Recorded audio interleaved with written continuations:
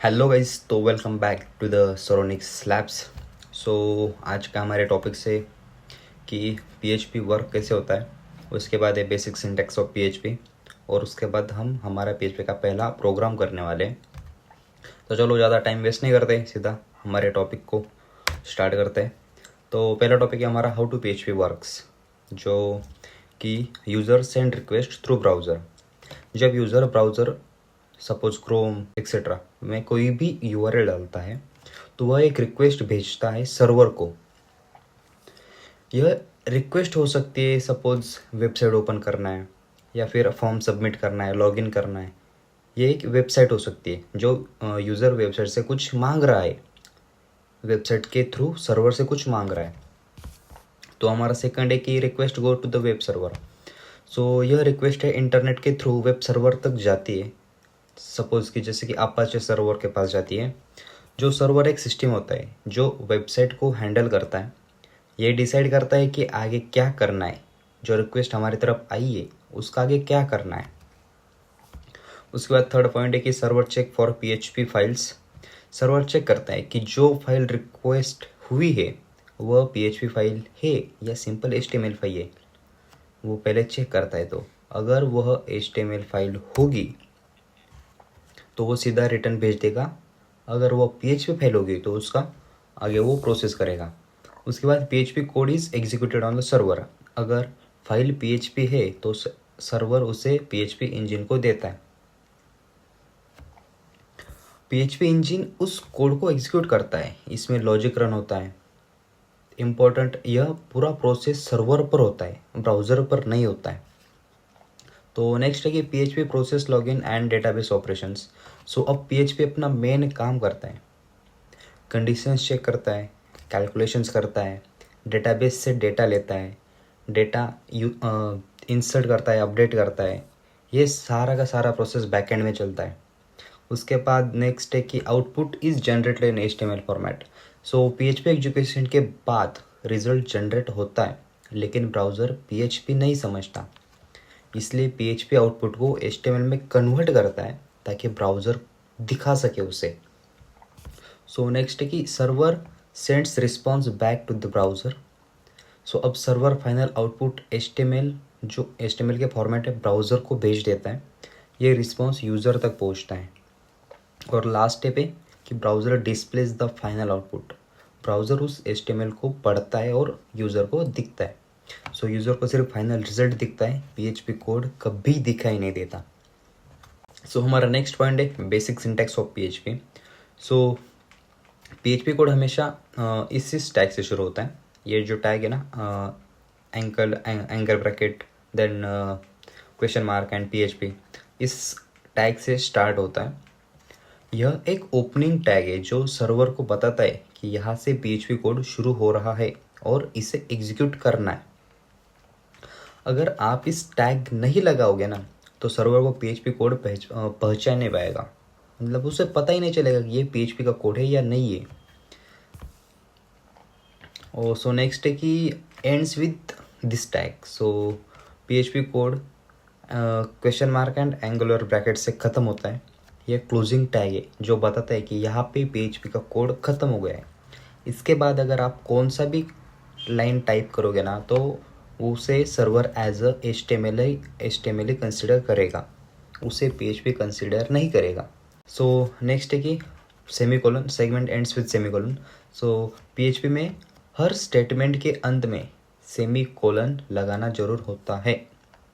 यह बताता है कि एक स्टेटमेंट पूरा हो गया है और उसके बाद अगला स्टेटमेंट शुरू हो सकता है। अगर आपने स्टेटमेंट के बाद सेमीकोलन नहीं लगाया तो आपको एरर आ सकता है नहीं, एरर ही आएगा। जो हम सेमीकोलन लगाते हैं ना, जितने भी हम प्रोग्रामिंग लैंग्वेज यूज़ करते हैं उसमें से लगभग 90 to 95% लैंग्वेज में हम सेमीकोलन ही यूज़ करते हैं at the end of the statement. So उसके बाद नेक्स्ट पॉइंट है use of echo and print for output. So PHP में आउटपुट दिखाने के लिए इको या प्रिंट का उपयोग किया जाता है। जबकि पीएचपी कोड एग्जीक्यूट होता है तो इको या प्रिंट के जरिए रिजल्ट ब्राउज़र में दिखाई देता है। ये टेक्स्ट हो, नंबर या फिर डाटा दिखाने के लिए यूज़ होता है। तो चलो अब हम शुरू करते हैं हमारा फर्स्ट प्रोग्राम इन PHP। सो हमें प्रोग्राम रन करने से पहले चेक करना है कि हमारे यहाँ पे PHP रन हो रहा है या नहीं है। उसके लिए हमने लास्ट वीडियो में XAMPP डाउनलोड किया था, तो वो स्टार्ट कैसे करते हैं। XAMPP कंट्रोल पैनल ओपन करने का, वहाँ पे अपाचे सर्वर को स्टार्ट करना है। स्टार्ट हो गया, उसके बाद जो है हमें चेक करना है कि वो सक्सेसफुली रन हो रहा है या नहीं हो रहा है।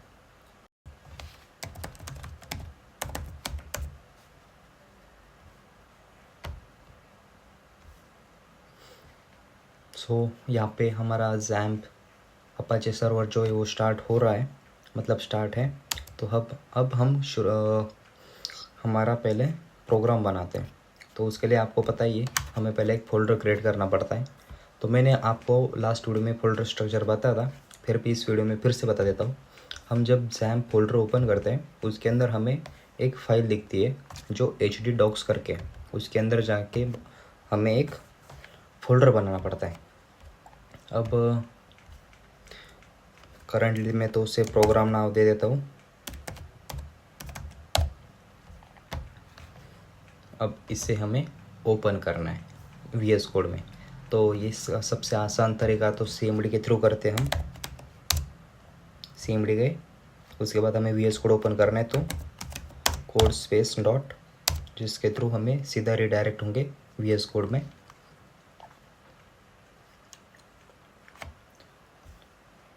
तो अब हम आ चुके हैं सीधा VS कोड के अंदर। तो हमें अब यहाँ पे न्यू फाइल क्रिएट करनी है, जो कि हेलो वर्ड प्रोग्राम करेंगे हम, तो वही नाम दे देते हैं। और हाँ, इसका एक्सटेंशन जो होगा वो .php ही होगा। अगर एक्सटेंशन .php नहीं है तो हमारा PHP का कोड रन नहीं होगा, उसे एरर ही आएगा। तो मैंने आपको बताया था कि PHP का कोड स्टार्ट करने से पहले हमारे पास एक तो क्लोजिंग एंड ओपनिंग टैग होते। सो वो कौन थे? Angular bracket, question mark and PHP space enter. ये हो गया हमारा स्टार्टिंग टैग, और ये हो गया हमारा क्लोजिंग टैग। सो इसके अंदर अब हम लिखेंगे इको हेलो वर्ड, जो कि हमें रिकमेंड कर रहा है, तो अब हम वही यूज़ करते हैं, हेलो वर्ड। अब हमारा ये प्रोग्राम तो टाइप करके हो गया। देखो, ये जो है इको, ये प्रिंट करने के लिए यूज़ करते हैं, जैसे मैंने वीडियो में बताया। ये जो है हेलो वर्ड, ये सीधा प्रिंट होगा। अब ये जो है ना, ये डबल कोट और सिंगल कोट, ये किसके लिए प्रिंट होते हैं? ये एज अ स्ट्रिंग कंसिडर करते हैं। अगर आपको स्ट्रिंग क्या है वो पता नहीं है तो टेंशन ना लो, हम आगे देखने वाले हैं। ये सिंगल कोट या फिर डबल कोट में भी कंसिडर कर सकते हैं। अगर यहाँ पे हम सिंगल कोट डालेंगे तो इसको एरर नहीं आएगा, या फिर डबल कोट भी डालेंगे तो भी चलेगा, ये दोनों में चलता है। ठीक है, अब हम सीधा चेक करते हैं हमारे इसमें। अब यहाँ पे हमने प्रोग्राम रखा था ना, अरे डैशबोर्ड ऐड हो चुका है इसके अंदर। प्रोग्राम ये हमारा हेलो वर्ड का प्रोग्राम है। ये देखो यहाँ पे आ चुका हेलो वर्ड। दिख नहीं रहा हो तो जूम करता हूँ ताकि आपको आसानी से दिख पड़े। Hello word. अगर हम यहाँ पे कुछ भी डालेंगे, कुछ भी, सपोज हम यहाँ पे अब डालेंगे कि 2+2, यहाँ पे आउटपुट है 4। सो अब आपको समझ में आ चुका होगा कि बेसिक आइडिया तो क्या होती है प्रोग्राम की। तो फिर बस आज के लिए इतना ही। तो हमारे नेक्स्ट वीडियो के टॉपिक्स है, सो हमें देखना है, कमेंट्स देखने, ब्लॉग्स देखने, वेरिएबल्स वगैरह वो भी देखने हमें। तो फिर हमारे नेक्स्ट वीडियो को देखने के लिए पहले तो मेरे चैनल को सब्सक्राइब कर लो और बेल आइकन को क्लिक कर दो, यानी कि हमारे जो नेक्स्ट वीडियो आने वाले हैं उसका आपको नोटिफिकेशन मिल सके। तो चलो फिर मिलते हैं नेक्स्ट वीडियो।